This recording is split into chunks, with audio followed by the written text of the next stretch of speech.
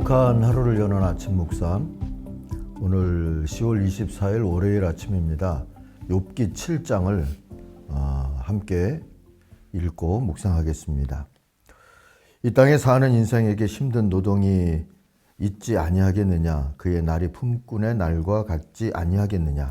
종은 저녁 그늘을 몹시 바라고 품꾼은 그의 삭슬 기다리나니 이와 같이 내가 여러 달째 고통을 받으니 고달픈 밤이 내게 작정되었구나. 내가 누울 때면 말하기를 언제나 일어날까 언제나 밤이 갈까 하며 새벽까지 이리 뒤척 저리 뒤척 하는구나. 내 살에는 구더기와 흙덩이가 의복처럼 입혀졌고 내 피부는 굳어졌다가 터지는구나. 나의 날은 배틀의 북보다 빠르니 희망 없이 보내는구나. 내 생명이 한낱 바람 같음을 생각하옵소서. 나의 눈이 다시는 행복을 보지 못하리이다. 나를 본 자의 눈이 다시는 나를 보지 못할 것이고 주의 눈이 나를 향하실지라도 내가 잊지 아니하리이다. 구름이 사라져 없어짐같이 스올로 내려가는 자는 다시 올라오지 못할 것이오니 그는 다시 자기 집으로 돌아가지 못하겠고 자기 처소도 다시 그를 알지 못하리이다. 그런즉 내가 내 입을 금하지 아니하고 내 영혼의 아픔 때문에 말하며 내 마음의 괴로움 때문에 불평하리이다. 내가 바다니이까 바다 괴물이니이까 주께서 어찌하여 나를 지키시나이까. 혹시 내가 말하기를 내 잠자리가 나를 위로하고 내 침상이 내 수심을 풀리라 할 때에 주께서 꿈으로 나를 놀라게 하시고 환상으로 나를 두렵게 하시나이다. 이러므로 내 마음이 뼈를 깎는 고통을 겪으니 차라리 숨이 막히는 것과 죽는 것을 택하리이다. 내가 생명을 싫어하고 영원히 살기를 원하지 아니하오니 나를 놓으소서. 내 날은 헛것이니이다. 사람이 무엇이기에 주께서 그를 크게 만드사 그에게 마음을 두시고 아침마다 권징하시며 순간마다 단련하시나이까. 주께서 내게서 눈을 돌이키지 아니하시며 내가 침을 삼킬 동안도 나를 놓지 아니하시기를 어느 때까지 하시리이까. 사람을 감찰하시는 이여 내가 범죄하였던들 주께 무슨 해가 되오리이까. 어찌하여 나를 당신의 관역으로 삼으셔서 내게 무거운 짐이 되게 하셨나이까. 주께서 어찌하여 내 허물을 사하여 주지 아니하시며 내 죄악을 제거하여 버리지 아니하시나이까. 내가 이제 흙에 누우리니 주께서 나를 애써 찾으실지라도 내가 남아있지 아니하리이다. 아멘. 사는 것도 지겹습니다. 오늘 묵상의 제목입니다. 욥이 한 말이지요. 16절 요절에 나옵니다. 나는 이제 사는 것이 지겹습니다. 영원히 살 것도 아닌데 제발 나를 혼자 있게 내버려 두십시오. 내 나날이 허무할 따름입니다. 이 욥기 7장은 두 부분으로 나뉘어집니다. 앞부분은 욥이 묘사하는 고난받는 인생의 모습이고 뒷부분은 그런 인생이 하나님을 향해 하소연하는 기도의 내용입니다.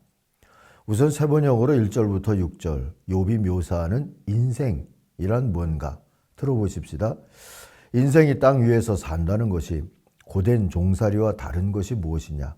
그의 평생이 품꾼의 나날과 같지 않으냐? 저물기를 몹시 기다리는 종과도 같고 수고한 삭슬 애타게 바라는 품꾼과도 같다. 내가 바로 그렇게 여러 달을 허탈 속에 보냈다. 괴로운 밤은 꼬리를 물고 이어갔다. 눕기만 하면 언제 깰까 언제 날이 셀까 마음 졸이며 새벽까지 내내 뒤척거렸구나. 내 몸은 온통 구더기와 먼지로 뒤덮였구나. 피부는 아물었다가도 터져버리는구나. 내 날이 배틀의 북보다 빠르게 지나가니 아무런 소망도 없이 종말을 맞는구나. 욥은 지금 인생이 저녁이 되어서 일에서 해방되기를 간절히 바라는 그러한 괴로운 종살이 같다. 그렇게 느껴진다고 고백하죠. 그러나 밤이 왔다고 해서 편안하느냐?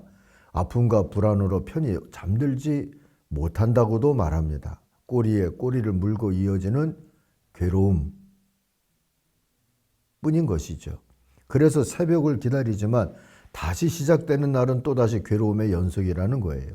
고작 이럴 뿐인 인생이 소망을 만날 새도 없이 종말을 맞고 말 테니 인생이 얼마나 도덕고 허무한가 하고 탄식하고 있는 것이죠. 결국 욥은 이런 인생을 불쌍히 여겨달라고 하나님께 하소연하며 부르짖습니다. 7절부터는 두 번째 부분입니다. 7절, 8절만 먼저 봅니다. 내 생명이 한낱 바람임을 기억하여 주십시오. 내가 다시는 좋은 세월을 못 볼 것입니다. 어느 누구도 다시는 나를 볼 수 없을 것입니다. 주님께서 눈을 뜨고 나를 찾으시려 하셔도 나는 이미 없어졌을 것입니다. 욥은 다시는 좋은 세월을 못 볼 것 같다 싶게 절망하고 있는 겁니다. 그런데 그 절망을 하나님께로 끌고 왔다는 게 중요하죠. 그리고 허망함과 고통 가운데서 생을 마치기 전에 하나님의 구원의 은혜를 만나게 해달라고 간절히 기도합니다. 한편으로 짠하면서도 다른 한편으론 감동을 받습니다. 믿음은 인생의 바닥에서도 하나님을 바라보는 거라는 걸 욥이 보여주고 있죠. 그렇다고 욥은 거룩한 척 기도를 꾸며대지는 않습니다. 오히려 기도하다가 분노를 쏟아내기까지 하죠. 11, 12절입니다. 그러나 나는 입을 다물고 있을 수 없습니다. 분하고 괴로워서 말을 하지 않고는 견딜 수 없습니다.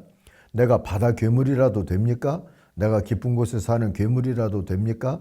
어찌하여 주님께서는 나를 감시하십니까? 숨이 막혀 죽으면 좋겠다고, 사는 것도 지겹다고, 날 좀 내버려 달라고 생떼를 쓰기도 하죠. 15절 16절입니다. 차라리 숨이라도 막혀버리면 좋겠습니다. 뼈만 앙상하게 살아있기보다는 차라리 죽는 것이 낫겠습니다. 나는 이제 사는 것이 지겹습니다. 영원히 살 것도 아닌데 제발 나를 혼자 있게 내버려 두십시오. 내 나날이 허무할 따름입니다. 그래도 욥은 배운 게 도둑질이라고요.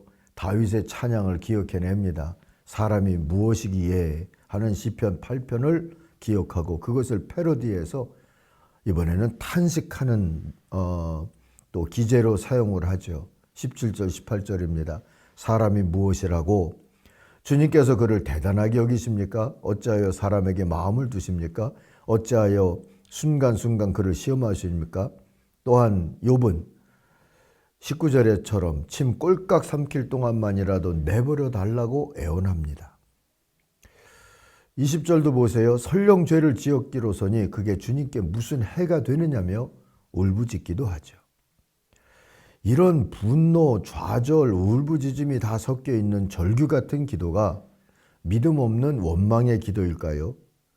아니면 결사적으로 하나님을 찾고자 하는 그런 괴로운 자의 부르짖음일까요? 욥은 지금 전통적이고 신학적이라는 답과 어설피 타협하지 않고 주님께 직접 답을 듣겠노라고 몸부림치고 있는 중입니다. 겟세마나의 주님도 그렇게 치열하지 않으셨습니까? 고통 가운데 있는 지체들이 오늘은 이런 주님을 좀 바라다 보면서 괴로움 가운데서도 어려움 속에서도 주님을 의지하고 부르짖고 따를 소망을 가질 수 있기를, 그렇게 우리가 중보할 수 있는 아침이 되기를 바랍니다.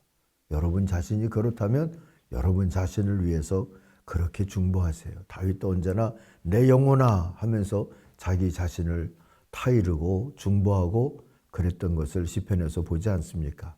오늘 하나님께서 우리들의 괴로운 처지를 살피시고 돌아보시는 날이 되기를 바랍니다. 기도하겠습니다.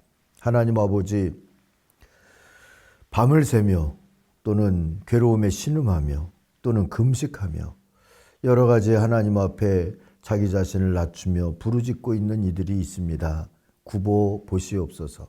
특별히 청춘들의 치열한 기도가 있거든 하나님 저들에게 응답하시고 새로운 믿음과 용기를 더하여 주옵소서. 예수님 이름으로 기도하옵나이다. 아멘. 하늘에 계신 우리 아버지, 아버지의 이름을 거룩하게 하시며 아버지의 나라가 오게 하시며 아버지의 뜻이 하늘에서와 같이 땅에서도 이루어지게 하소서. 오늘 우리에게 일용할 양식을 주시고 우리가 우리에게 잘못한 사람을 용서하여 준 것 같이 우리 죄를 용서하여 주시고 우리를 시험에 빠지지 않게 하시고 악에서 구하소서. 나라와 권능과 영광이 영원히 아버지의 것입니다. 아멘. 각자 기도하겠습니다.